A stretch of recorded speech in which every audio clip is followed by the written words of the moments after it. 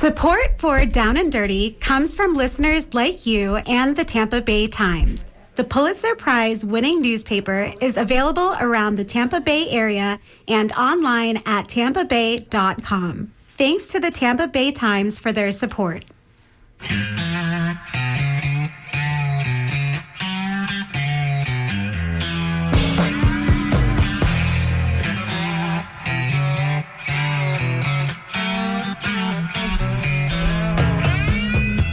Good morning. This is John Dingfelder on WMNF in Tampa, and you're listening to Down and Dirty, our weekly show where we talk about a little bit of this and a little bit of that, and sometimes we do try and get down and dirty. Good morning, Skip, helping me with the board today. Hey, good morning, John. And Jason Marlowe is off making some money or something. And we do have somebody answering the phones. I'm not sure who it is, but we appreciate that. We will take your calls a little bit later, probably about 10:30-ish, thereabouts, at 813-239-9663. But good morning. We have some fine guests with us. They were actually on the show a couple of weeks ago in a different capacity. So if you happen to be listening a few weeks ago, we had on the Tampa District 5 City Council candidates here for a debate. And I think that went pretty well, considering it was kind of like herding cats. We had, 12 candidates, 6 per session per hour. And the election happened. There is a runoff between Tom Scott and Nia Young, thank you. And therefore, there's about 10 or 11 folks who didn't win. But and I have 2 of them in the studio today. Allison Hewitt, our good friend, and here she is. Good morning. Thank you. Thank you for having the forum. Just being able to present all of us in that organized manner and really thoughtful questions. I thought it was a great forum, so thank you for having us. Well, it was our honor. It really was our honor to do it, and I think it came off pretty good. Albert Cook, good morning. Good morning, sir. How are you? Getting back to normal. Whatever normal is, right? Exactly. When you take what we were doing and you throw it into a normal life, it turns it into chaos. Everything's happening so quickly, especially with the short period of time we had to actually raise funds, market, do the forums. Man, it was just incredible. But it was an incredible experience. I would love to do it again. Yeah. Sadly, it all occurred because Councilwoman Gwen Henderson had passed away in April or something, April or May. Mm-hmm. And therefore, by the time the supervisor got hold of it, he said, okay, here's the deal, 2 or 3 months, bam, bam, bam, and away you go. Were you guys surprised at the number of candidates? We all said, well, yeah, a lot of people are going to file, but they won't qualify. Well, sure enough, 13 folks 14, 14 including the write-in. But anyway, 14 candidates qualifying was really, from my perspective of watching politics over the last 30, 40 years, is unprecedented in Tampa. Oh, I was quite surprised. I think, though, with the change in there actually being a salary attached to it was attractive to folks. a meaningful salary. Yes, a meaningful salary. We used to get, when I was on for 10 years, we got paid a paltry salary. Exactly. And now I have a paltry pension to show for it. But yes, I was extremely surprised as someone who is at City Council at least monthly. There's a lot of energetic folks who were in the race that I hadn't seen as part of the process. Mm-hmm. That we have folks who have been on committees that's appointed by our elected officials, that their participation was not surprising to me, but there was a lot of people who haven't been in the fight as far as I'm concerned. People who just sort of popped up out of nowhere. Exactly. But they brought a rich conversation. So although they had not been there, I think their point of view was helpful. A different kind of diversity. Exactly. Yeah, diverse opinions. Actually, the two of you, I think, distinguish yourselves because you've been involved. You know, Albert, I knew you from the financial side. What's that committee? The City Council Budget and Finance Advisory Committee. Right, and I know you've been doing that a while. I think you've been chair. Oh, no, I'm chair of the Chiefs Advisory Panel.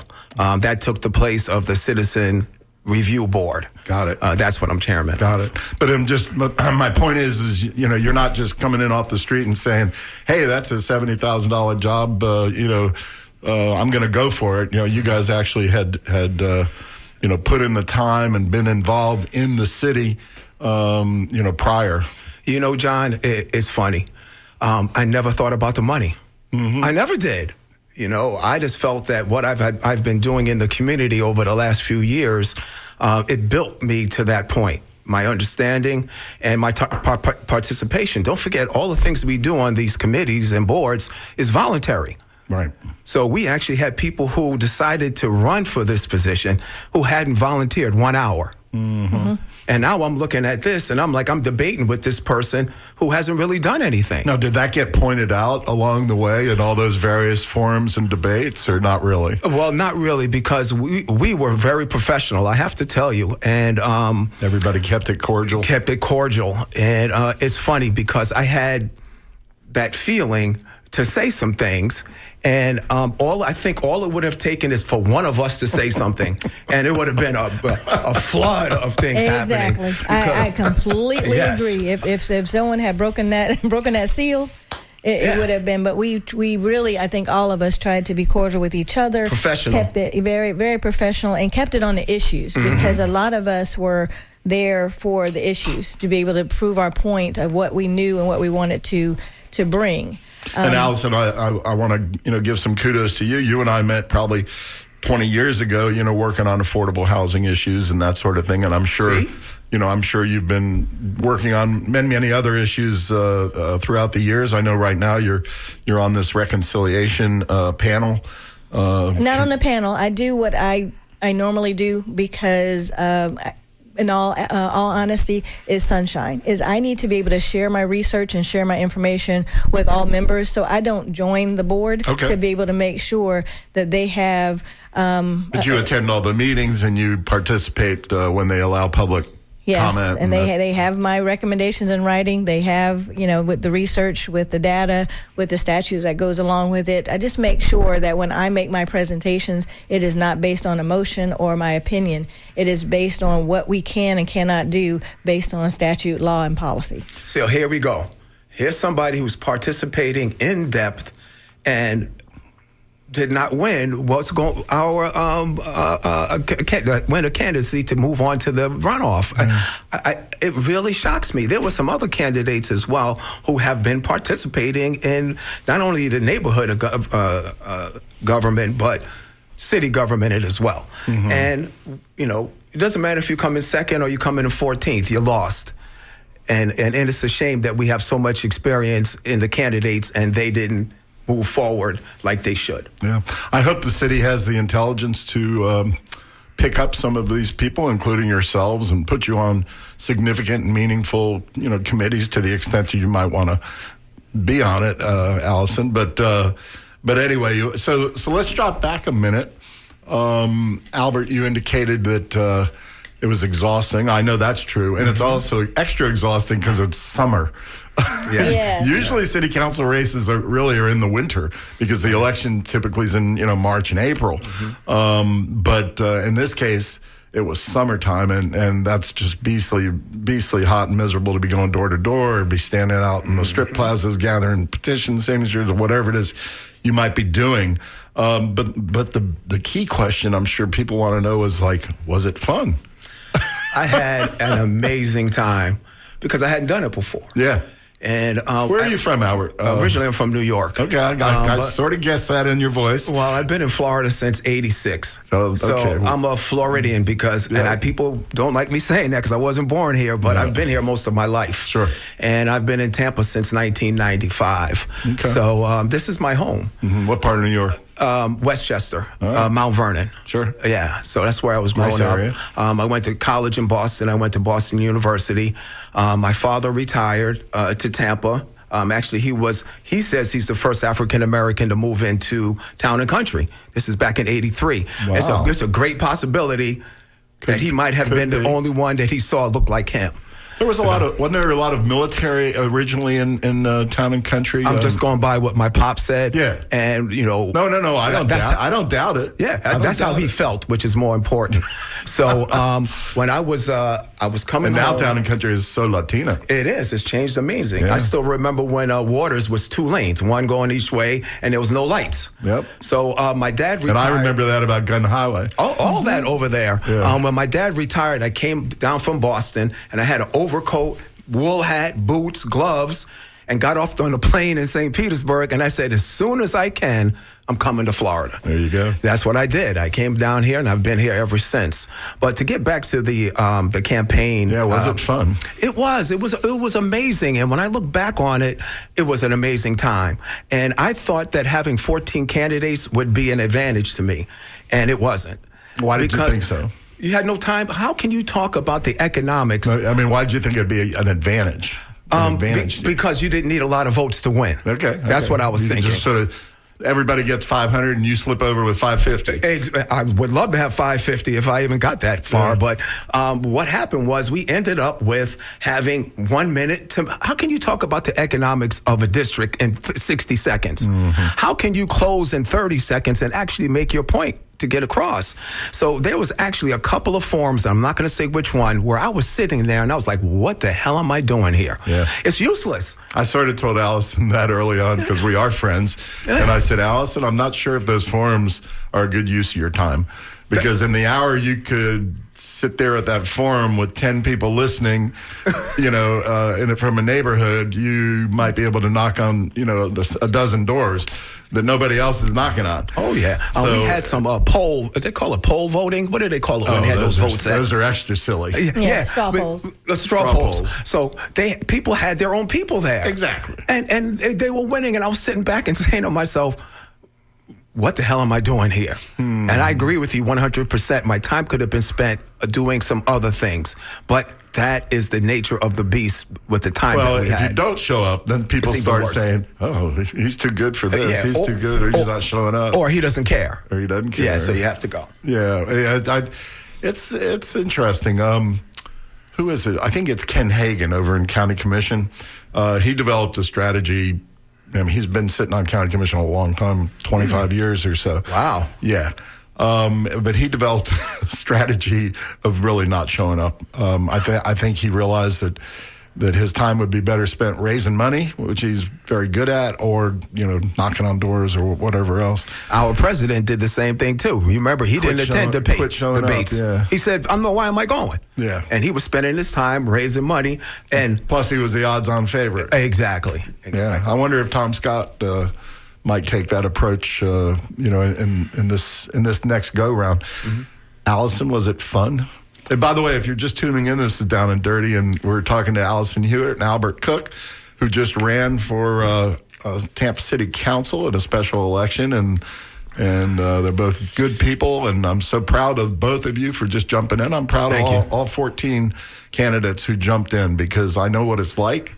It's not easy. I was trying to calculate what percentage of the people in the district ever run for office. Okay, I mean, so I couldn't. I was sitting there this morning and I was trying to calculate it, and it's some fraction of a percentage, 0.0001 of a percent that ever runs for office. So if anybody ever critical of you, saying I had the courage, I had the strength to do it. Okay, and until you do it, talk to the hand, right? Yeah, one of the big challenges we have in District 5 to address that is, if you look at over the years, it's we're recycling. I mean, it is pretty much the same names that are running, because it is hard, it is exhausting, it is excruciating. So when you ask me, was it fun? Transparency, no, but it was enlightening about myself. I have been in politics since I was 16 years old. but I have been most comfortable behind the scenes, writing the policies, doing the research, doing the talking points. When I advanced for... You're a policy wonk. Exactly. I mean, I picked that on you 20 years ago. Exactly. It's like, if I want to know what's what, I'm going to call Allison. She'll give me the policy wonk. I never heard that term before. Oh, yeah. I worked Expanded for my a policy vocabulary. wonk. They used to say that about Al Gore. Yes. Part of the reason Al Gore lost, I think, is he couldn't get out of that policy wonk thing. Guess what? He called global warming, in a long decades ago. Nobody would listen because he didn't really have a great way of articulating it. Exactly. Yeah. And so I did learn that about myself, and that was extremely exciting to be able to learn how I could be up front and not behind the scenes. Still have work to do. Still not the best at it, but looking forward to growing on a that personal aspect. level, Allison, the very first time I saw you at one of these debates, I could tell you were nervous. Yes. Everybody was. Yeah, but I didn't know everybody. Oh, okay. But I did know Allison, and I was like, why is she nervous? And I've never seen her nervous before, But I could tell you were nervous, but then I saw you a month or two later, and you really grew, and I think that's great because. Okay, you didn't win, that time. Maybe you run again, whatever. But regardless, just growth. Yes. In your confidence, your presentation skills, all of that is fantastic. It was great. That part was great. Might not be fun, but it was good. Yes, it wasn't fun, but yes, it was good and exciting, and I will be doing it again. Yeah. I know I've said it probably numerous times. I've run 6 times for various offices, and I've won 3 times. So I always say that if I'm a baseball player, I'm batting 500. I'm in the Hall of Fame. Yes. Yes. But my wife and I, we try and make it fun. It's exhausting. Oh my God. You go to bed at 1, 2 in the morning, and you wake up at 6 in the morning, and you're exhausted when you wake up, and So you actually slept? Well, we never had one of those compact, 3-month campaigns, but it's exhausting. But then there are fun parts about it. We still reminisce about crazy moments that happened 20, 25 years ago on some particular campaign and some campaign worker, and because there's always a lot of craziness that really never comes out. Well, I'll ask you that question. Can you come up with the craziest moment, the craziest story that you might feel comfortable sharing? Wow. Well, I did. We were walking over near the river, and there was, I think, a birthday party going on as we were walking door to door. I think it was a birthday party. Okay. There were streamers and balloons, and I knocked on the door, because. Maybe a house full of voters there. There you go. But to have stood out there while several people came to the door to talk to me and like, okay, but no, I'm gonna get someone else who lives in the district. And so I stood at this door while they were having a party for like 15 minutes. With no cake? Nobody offered you cake? No, they asked me water though. They did offer me water. Right. But to be able to have so many folks like, hey, they were like excited that someone was coming to the door with their information. And so sometimes when you're walking and you're trying to introduce yourself, you just don't know whether it's going to be hit or miss, or somebody's going to slam the door in your face or yell, go away, or come out and just, have some choice words. But to have someone at a party be able to send folks to the door and say, hey, she's running, go talk to her. No, not a group. It was like just one at a time. So, it's like speed dating. Yes, so that was one of the most interesting things that happened as we were going door Albert, to door. any crazy moments come to your mind? I have to tell you, the door-to-door was very interesting. I've had some people, as I was walking up to the door, open up the door and said, can I help you? And I said, well, my name is, introduce myself, and they, get out of here. Get out of here. Yeah, just they don't want any part of it.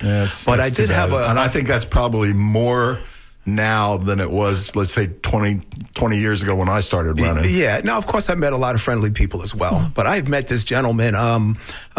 He was working on his car. It's a young guy. He must have been in his late 20s, early 30s, and he's fixing his car.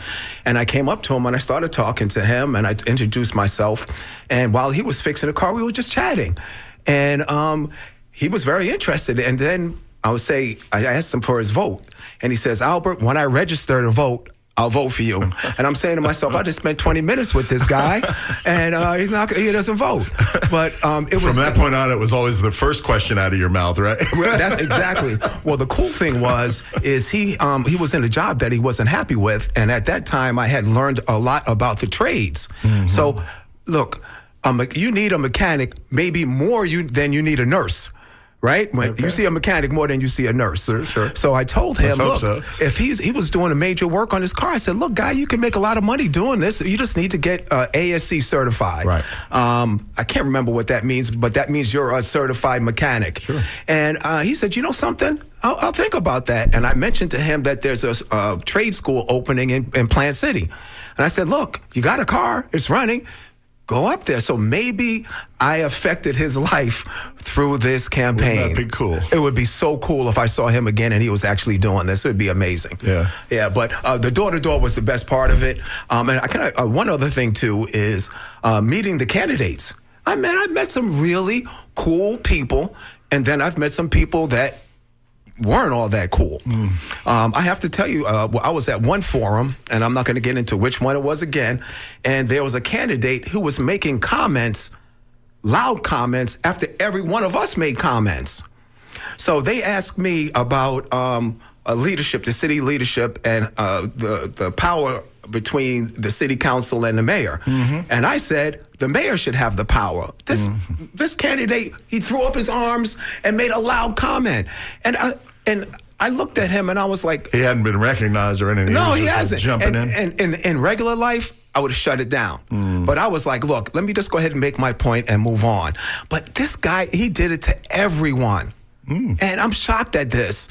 But if I run again, I'm going to let him know what's going on. Yeah. Well, that's a good question. If you run again, we might get to that toward the end of this discussion. So, Allison, I know everybody probably thinks I'm Mr. Know-It-All, but what would you do differently? Well, let me see if you'll bear it all.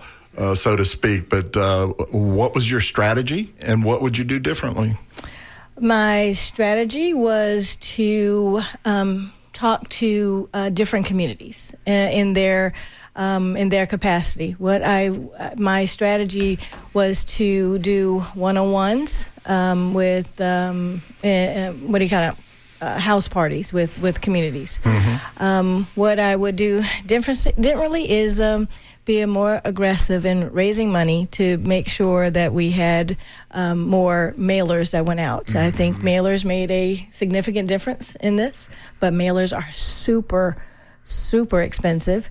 And how about the digital? Everybody seems to be wanting to go digital with your campaign money these days. Did you do digital? I did do digital, and we did. I think we did really well with digital. I received one of her digital messages, actually several of them.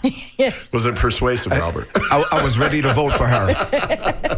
Yes, but our super voters are not of the digital age. Yep. So our super voters here in Hillsborough County, especially District 5, They are not of age of digital. I never looked at at those numbers after the votes, but did you look at it after the election and what percentage were over what age? Did you analyze that at all? I saw them. I didn't analyze it, but the super voters are who carried the day. Yeah. Those who are 50 and over. Yeah. Were the most significant voters. And they voted, I think, 2 or 3 times in the last few elections as well, local elections. Yeah, they are. And actually, we're one of those as well. Mm-hmm. I mean, we're super voters as well. Sure, yeah. Sure. And that's it's interesting because, let's talk about the race moves on. Tom Scott has been around a long time. Tom's a little bit older than I am, actually. Mm-hmm. Reverend Tom, or Bishop. Tom Scott. very well known and respected in East Tampa and throughout the county. He'd served on the county commission for 8 or 10 years, and then came over and served with us at City Council for 4 years, and actually was our chairman, I think, for 3 of those 4. So Tom is the sort of establishment kind of guy, not necessarily the kind of guy that makes a lot of waves in public. You know, Tom likes to say he does his work behind the scenes, and we'll have him back on the show to talk about that. In contrast, the other winner going into the runoff is Nia Young, who I believe I know her grandmother in Tampa Heights, a strong activist for Tampa Heights, and I'm sure Nia was raised probably in that area. I don't really know her, and she's pretty young. So when I looked at the candidates, it sort of seemed to be breaking that way. We had you guys, let's say, over 50, and Tom Scott definitely quite a bit over 50, and then some of the other candidates. Nia Young was in her 30s. Correct. Joanna was probably in her 30s. That sort of thing.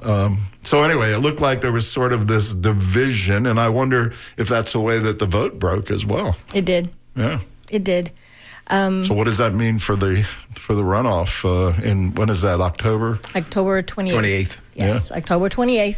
It will be very interesting because runoffs. We had a low turnout for this initial. What, about 10%? Right. I think it was 12. Yes, it's a little bit more than 10. Yeah, 12% of all registered voters in East Tampa. Yeah, which is 44,000. Okay, and so we had 10% of 44,000. Yeah, and then so that 4,000 votes was divided on 14. See, exactly. And so historically, runoffs are even lower than the.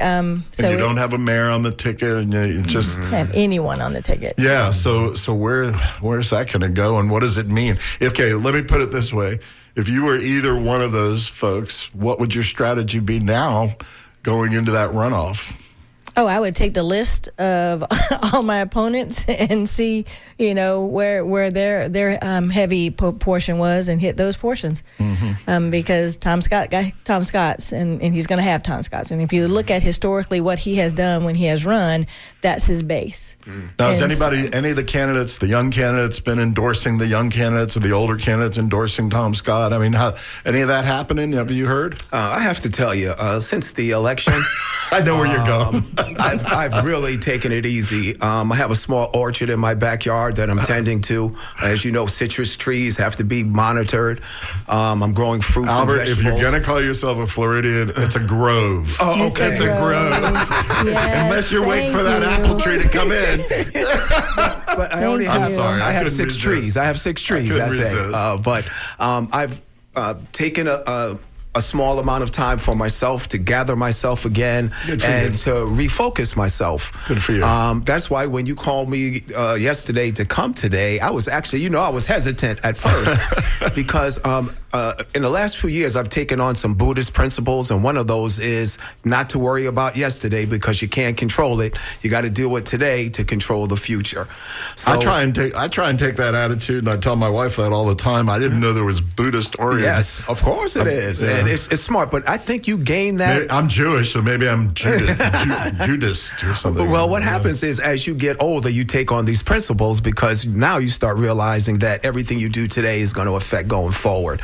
So this is my first really venture back into doing this. I did go to a budget and finance meeting, and actually we created or have the city council create a couple of workshops. We're going to actually try to change the impact fees for developers.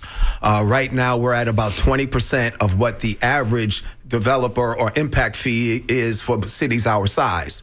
And so, Albert, yes, I have to pat myself on the back because 3 or 4 years ago I did I made the same motion. Yes. And you know what? Hey, don't take my credit, man. Hey, don't take our credit. No. You have to pick up the ball and run with it. Yeah, you do. Because A, I'm not there, and Right. and B, what happens is, and I don't know why exactly, and I'm not going to point fingers, but the administration, we make a motion at council and we say, administration, we want you to do this because city council is the policy setting body, okay, for the city. And we want you to look into this and we want you to do this. City council doesn't have the staff, and we don't actually have the and well, we could do it as an ordinance on our own, but then it could get vetoed, et cetera. So you got to work hand in hand with the mayor and get this done. That was the motion done a couple of years ago, Allison. You remember? Let's look into all of the fees. Yes. And it's not anti-developer. Heck no. It's just that people who are coming here need to pay their fair share. It shouldn't fall on the backs of the people who are already here. And that's what those impact fees are all about. We also need to make sure that the public safety impact fees is something that we're done. Well, that was one of the fees we were talking about, Yes. public safety. One of the things I want to talk about is the amount of revenue we can generate from this. Totally. That we're actually not generating right now. Yep. So when we're talking about improving our neighborhood and improving our city, and then we're turning our backs on money that, I'd hate to say that we're old, but that we should have been getting at this time. So if you talk about 4 years ago, you imagine how many dollars we lost over 4 years. And that's what you remember. There may be somebody before you guys who tried to do this as well and recognize there was an issue. All right, we've got some callers. Tom is calling in. He has some questions for the candidates. Tom is wants to ask about their party affiliation. I'm going to precede that conversation with saying, Tom, the city of Tampa elections is nonpartisan, so I'd rather really not necessarily go there. But anyway, I won't necessarily restrict you as well. Tom, you are on the air. Thanks, John. I want to also thank both candidates for running, because I know it's not easy these days. But I do want to ask Allison Dewars, because I know she is a registered Republican, whether that hurt her candidacy, despite the fact that it's a nonpartisan seat. All right, that's fair enough. And why I can't hear. is she still a Republican in the age of Donald Trump? Thank you so much for your question. I have been a Republican since I was 18. And during that time, I have worked at every level of government, state, city, and county. And I have seen where I have sat at those tables and represented who and what I come from. When I became a Republican, I told my father I was 18 years old. I called from Tallahassee to Tampa, and he said to me, especially as a African American, well, at that time he called me as a black person, you need to make sure that R behind your name doesn't say Republican. It is that you are responsible to represent. And so there are two parties in our country right now. And yes, I will say that I do not agree with everything my party does, but I do agree that I feel responsible to standing up as a black person and all the things as a small business, everything that I go through, everything that my family goes through, everything that my community goes through, that I've got to sit at that table and say it and continue to say it and continue to say how these policies are hurting or impacting my community. That it is easier to be able to say, I will step outside of this room and just fight and throw my opinion at the wall. It is not easy to stand in a room where people are not going to agree with me, but I've got to stand and represent. It is not an easy fight, but I still feel that someone has to do it, someone who is not being paid to do it, someone who just makes sure that they represent their community. That's why I have stayed a Republican. Albert, growing up around, thank you, Allison, a very heartfelt. I agree with everything she said. But go ahead. Let me have my question. I was going to say, growing up around New York and then Boston, Yes. You were probably raised in a Democratic family, I would think. Yes. Are you still a Democrat? I'm a registered Democrat, but I vote how I feel, not how I feel, how I analyze things. But the one thing I was concerned about with East Tampa was, East Tampa has a stigma attached to it. Yes, it does. And let me tell you what that is. That's black, poor, uneducated, and crime is a problem here, which is farthest from the truth. We have a lot of hardworking families here. We have educated folks here. Myself, Allison, we've all stepped forward to help our community. But we have to deal with that stigma. And as a businessman, that's what I see. See, when we were at these forums, no one brought this up because they don't have a business background to analyze, to say, okay, if we're going to change something and make it better, we have to analyze it and see what the issues are and then deal with them. So that's how I see things. But as far as my affiliation to being a Democrat, I'm registered. But I do vote how I want to vote and what benefits me and my community as well. Yeah, and I'm sure at many of these forums, those are not the kind of responses they wanted to hear. Oh, no, they didn't. No, they didn't want to hear that. No, and it's negative. I will say, too, that I had folks, hey, you could win if you switch. Mm-hmm. But I thought that would be disingenuous. I've been a Republican since I was 18. Mm-hmm. And I do it because, quite honestly, black people can't have all their eggs in one basket either. They have got to have representation at all levels to make sure that we are representing our community at all levels, because neither party is going to be the greatest party for black people. You need to make sure you have representation everywhere. It will be interesting to see this young man who's running for governor, who, with Trump's blessing, is Byron Donalds. Yes. He's a Republican, African American. Be interesting to see, how he does. I think he'll do well with the Republican Party generally because he has Trump's endorsement. It'll be interesting to see how he does with African Americans in the state of Florida. I don't know if his endorsement is as powerful as it used to be with some of the things that are going on. But let me tell you something. The last few elections for governor, there has been a black man representing either one party or the other, which is fantastic. It shows progress, which is very important. But what I learned over I don't know how many, last maybe 10 years, 15 years, it's always about the local politics, because those are the things, or those are the policies that actually change neighborhoods. See, and the way I saw it, I always said, one of my principles is jobs change neighborhoods. So when you start talking about housing issues and housing affordability, well, if you get people who have trades and make good money and have great benefits, then the house is no longer unaffordable. That's how I look at things, and that's what I was trying to bring to my candidacy. But see, people don't want to, I'm noticing that folks don't want to directly deal with the issues that are actually dealing with our community. I mean, we had candidates talking about transparency and some of this other stuff. And I'm saying to myself, wait a minute, transparency is your on your platform? It's a given. You have to be transparent if you're going to be a politician at the local level. So when we needed to get into economics, and Allison knows what I'm talking about because she's a small business owner like myself, you have to get into the economics of what's going on in our area in order to make those changes. And it was not something that was dealt with directly. And if it was, folks, we got 60 seconds to give you our economic policy of the district. And then they told me, Albert, you have 30 seconds to close. I'm like, what? Yes. And this is some of the times, and I mentioned it early, that I'm telling you, there was a couple forums that I'm like, what the hell am I doing here? What am I doing? I'm wasting my time. Just frustrated. Allison, I wanted to do a follow-up question from Tom, who called in a minute ago from Tampa. And he texted me because he had my phone number. But anyway, he did want to follow up, and let me read what he said. He said, in his opinion, Republicans like you need to start speaking out against the authoritarian moves of Donald Trump and Ron DeSantis.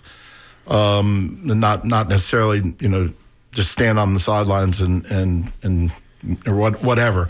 I know that, maybe you didn't want to be doing that during the campaign for whatever reason, or get distracted with national or state issues when you really wanted to focus on local. I'll give you that. But the flip side is last week, my show, I'm talking about this becoming a fascist nation and a fascist state, which concerns me greatly when they're defunding education, they're defunding public discourse like, NPR and Corporation for Public Broadcasting, and this station, they're defunding art, and that's the beginning of fascism. So Tom's question, and I'd say mine as well, is when do you start speaking out against Donald Trump and Ron DeSantis? But I do speak out. Okay. I do say, especially when it comes to the issues that I have been fighting for here at the City Council, is local control. The Republican Party in which I grew up in, home rule was the end-all be-all to the platform. Home rule was Tallahassee should not tell Tampa or Hillsborough County what to do because Tallahassee needed to focus on the state level. I have asked them over and over, and I will continue to go back to home rule. You do not know better in Tallahassee. What we at City Council and City Hall know So I do in the areas in which I can speak eloquently about. Okay. In the areas in which I can fight for, I do speak. I do ask to make sure, don't be a hypocrite, that if you're going to talk about how black women do not have the intellectual capacity to be competitive, and then so if I say something about your intelligence, okay, tit for tat, free speech. You cannot have the ability to demean me and all of the black women out there and not expect that I can't come back at you. That is free speech. We're protecting free speech for people who are talking against me, and I can't say anything back. I have said that, and I will continue to say that. But my focus is to fight the battles here. My focus is to make sure that District 5 has all the opportunities to grow. And that is not a free speech conversation. Yeah. So if I'm going to put my research into, I'm going to make my research that we can have home ownership, that we can have small businesses grow. So that's where my energy will go to. So I can't fight all battles because I have chosen to fight the battles here for Tampa. Okay. You guys, Allison, you've been here your whole life. Albert, you've been here a good part of your life, 35 years or more. Let me give you my perspective on East Tampa, okay? And you know, granted, it's an outsider. My wife and I recently moved to Seminole Heights, so I'm in East Tampa a lot more than I used to be, having been a South Tampa person. And we love it. You know, we love it up here. I love the diversity. I go to the Publix, Nebraska, and it's a very diverse, very diverse store. Some part of the week it's black, some part of the week it's white, some part of the week it's Latino, and it, you know, this and that. But anyway, but when I having driven through East Tampa over the years, I look around and I see improvements in East Tampa. I mean, you know, I'll go back to starting with Mayor Friedman. I think Mayor Friedman focused on a lot. They got rid of a lot of the really bad housing projects from the Tampa Housing Authority. They knocked them down and rebuilt some decent stuff that still looks pretty decent. I hope it's, you know, still, you know, I hope they're keeping it up. It looks like they are. The streets and the sidewalks are getting improved. Slowly but surely, over, you know, and unfortunately, it has taken many, many decades for me to be able to say that. Correct me if you think I'm wrong, but you know, is it enough? And is there still a lot more to do in terms of infrastructure, et cetera? In addition, we got issues like crime and which are more, you know, perhaps difficult issues to address. But anyway, just run with that for a second and tell me what you think. Albert? Crime and poverty go together. Mm-hmm. I mean, that's a known fact. But we just had education, jobs, crime, poverty, all interwoven. I'm in the courthouse dealing with dependency issues. Mm-hmm. You know, which is a whole nother thing. Mental health, drugs and alcohol, et cetera. All those issues are so tied together and difficult. I agree with you 100%. I'll tell you another subject that we barely covered, and I don't even think we did, was homelessness in our area. Mm-hmm. And that's directly related to a lot of it's mental illness. And then, of course, they medicate themselves with alcohol and drugs. And then that leads to some other things as well. So these are societal issues that we have to deal with to move forward. But look, we just had Robles Park just got knocked down, and they're going to build, I guess, 1,200 units there now. Right. And also what they're going to do, which I think is fantastic, is they're going to actually honor the black cemetery that is there. I think that's very important. Not build on top of it like they used to. You know, they built a school. They built the black school, King High School, on the black cemetery. I'm telling you. I mean, this is amazing, but this is how it was back then. But to get back to your question, of course, there's always been advancements in the neighborhood. And actually, this city council is understanding of the needs of East Tampa and to try to do the best that they can. And there's some things that are going on now that folks will see that is actually going to help us. But my platform was business. Okay, we have a drone factory that's coming in just outside our district. Nice. They're going to hire 150 people over the next 3 years. There was another factory, manufacturing plant that's going to be in, I think it's Oldsmar or Dunedin. They're going to hire 400 people and train them. Okay, so my question, if I was the candidate and I was the winner, would be, okay, how, what, where. I need to know why these things are happening around us and not in our area. So if we brought in 400 jobs into our neighborhood where they actually get trained, that could be anybody could get those jobs. Anybody is available to those give jobs. incentives, but with a little earmark that says, we'll give you these incentives, but you got to hire, half of your workforce within a mile of the building or something like that. Okay, what I always say is, and I asked, what's the factory, the cigar factory here, Drew Newman. I asked him, he came in front of CRA to ask for money, which he was granted. And I asked him, I said, how many of your employees walk to work? He couldn't answer that. So my question would be for folks to come in, if you wanted to bring a factory in, I want to know how many people you're going to hire that can walk to work like we used to do before. Ride your bike to work. Good question. Yeah, so that's how you can tell who's in the neighborhood. And if you're going to train people, that means that anybody is eligible for those jobs. So I'm looking at it saying, okay, why the hell is it in here and there, but not here with us? And I'm not saying that we don't have manufacturing here in District 5, because we do. We do have factories here. But those factories did not have the social consciousness that we need of those who are going to come in and participate. Yeah. And we also have some training here in District 5 in terms of training. Technical training and that sort of thing. Oh, yeah. Allison, Absolutely. What's your thoughts about infrastructure in East Tampa and these other problems? And here's let me throw my other thought in. The city has always said, oh, those social issues, those are county issues.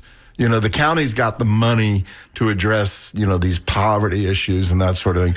I don't think we've ever really had a mayor who just said, you know what, we're going to take on these social issues as well. I've known all these mayors. They've all been friends of mine, maybe more or less. But I don't remember any of them really just jumping in and saying, day by day for 4 years, for 8 years, that I'm the mayor and I'm going to tackle these other big issues. Allison? My challenge is if they attacked the economic issues, they would address the social issues. It go hand in hand. Yes. In East Tampa, no, absolutely positively not doing enough. East Tampa became a CRA the same time as Channelside did. They have a plan. Channelside has followed their plan. What East Tampa has done is that people have developed on us and not had a plan that's developed. If you even look at the cohesive strategy or anything like that. No, we're just going to do development here, there, everywhere. And then the most insulting thing, if you saw the 2024 annual report for Tampa CRA, the quality of life page for their accomplishments for East Tampa is a $500,000 road fence around the cemetery. That is their definition of quality of life success in East Tampa, is a $500,000 for a fence around the cemetery. Which we needed. We needed But yes. More so, we needed to help the business. That $500,000 go into the businesses first, and to be able to make sure those small businesses are able to hire and to be able to grow, and then they'll be able to have the housing. Then yes, we can then get to the fence. But if you're going to use that as an example for East Tampa, I agree. The fence around a cemetery. No, if we had a staff, because right now the city is outsourcing their control for the CRA to the city staff. If we had a staff that had economic development experience and knew how to develop, then East Tampa would be developing just like Channelside. What Channelside has as different is they have developers who live there. They have developers who care what happens there. They have property owners who care what happens here. We don't even have staff who live here and do their day-to-day to care about what's happening in East Tampa. Well, that's amazing that we have folks on the CRA that don't live in East Tampa. That alone is amazing to me. But to get back to the cemetery, and I agree with what you're saying, that we could have taken those funds. But look, that's humiliating, the way that cemetery has been handled. It bothered me, and it bothered a lot of people in the community. And then when it was sold, it was outrageous. The city tried to correct their error, and then they put the fence around it. So a lot of people in East Tampa were happy with what happened. But I do agree with Allison and what she's saying. The money could have been used differently. But damn it, we needed a fence. around that cemetery and for it to be taken care of properly. Yeah. You know, when you talk about economic opportunity, when the mayor and her staff came to us with the Hannah City Hall, the annex. Yeah, what was it, $110 million, Allison? City Hall, the new City Hall on Hannah, which, looks like it came out okay. But Orlando Goods and I were trying to insist on, making sure that contractor, that prime contractor, was going to hire, local subs and that sort of thing. And I don't think that ever happened. I don't think they use local contractors. I don't think they use local people. They use for smaller contracts. I mean, they were able to check a box and say we had this drywall over here, this electrician over here, but not someone who reaped the benefits of a $100 million contract. Well, it's funny when they opened that facility, they had the main black contractor come out and praised him, talked about his percentages, and one of the things he said that struck me very, very. I've experienced myself is when he came, he didn't have any experience. And they're like, well, you don't have experience. Well, how the hell is he going to get experience if he doesn't get a chance to do the job? Right. So as a black man, and I'm sure as Allison has been a black woman, we've dealt with that our whole lives. But they brought this guy out, and I was excited for him. I actually went up and was shaking his hand, asking him questions. He's very friendly. And to find out that it may not have been as rosy as it is. But this is something that has gone on in our community forever. Come on, John. I know. And Allison, she's shaking her head. You guys can't see her, but she's shaking her head as well. These things have been going on in our community forever. And that's why we need better leadership in our community, not only locally, but nationally. I mean, we don't have those leaders like we had before. Martin Luther King, MLK, Marcus Garvey, these guys that can bring people together and then make a movement. Now, there is a gentleman, and I can't remember his name. He's a pastor, and he targeted Target. I can't remember his name right now, but he was saying don't buy from Target, because they changed their DEI policy. So I'm sitting back and saying to myself, okay, here's a guy that understands that if we use our financial power, we can change things. But you have to be able to bring people together and have a common goal. So I was just telling my friend the other day, I said, look, if you want to see something change, get black folks not to buy a Ford car for a year. The shareholders are going to go, what the hell's going on? Where's our money?